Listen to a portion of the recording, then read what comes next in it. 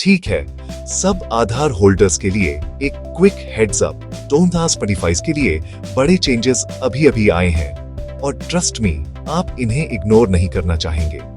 सबसे पहले, सबसे बड़ा, एक से ज्यादा आधार कार्ड होना अब सिर्फ गलत नहीं है, यह ऑफिशियली इलीगल है। अगर आपके पास 2 आधार कार्ड हैं, शायद आपने किसी भी रीजन से दूसरा बनवा लिया था, तो एक्स्ट्रा वाला तुरंत सरेंडर कर दे।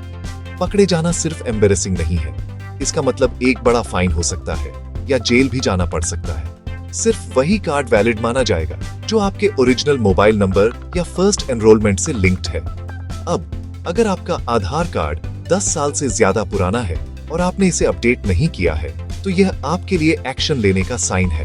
अपडेट करना अब मैंडेटरी है, खासकर अगर आपको अपना कार्ड 15 साल के होने से पहले मिला था। कोई चेंजेस करने की सोच रहे हैं? यहाँ नया क्या है? आप अपना एड्रेस जितनी बार चाहें अपडेट कर सकते हैं, लेकिन आपका नाम सिर्फ 2 बार बदला जा सकता है। डेट ऑफ बर्थ और जेंडर सिर्फ एक टाइम्स। यह सब ऑनलाइन किया जा सकता है, एड्रेस, मोबाइल या ईमेल अपडेट्स के लिए।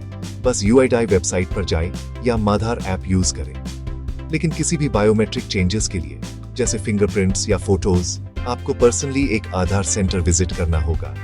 और यह मत भूलिए, आप जो डॉक्यूमेंट्स अपलोड करते हैं वे एकदम क्लियर होने चाहिए। ब्लरी या इनकम्प्लीट फाइल्स जल्दी रिजेक्ट हो जाएंगी। लास्ट चीज, स्मार्ट बने। अपनी आधार डिटेल्स या OTP कभी भी किसी के साथ शेयर न करें। अपडेटेड रहें, सेफ रहें और यह इंश्योर करें कि आपकी आधार इन्फो हमेशा करेक्ट है।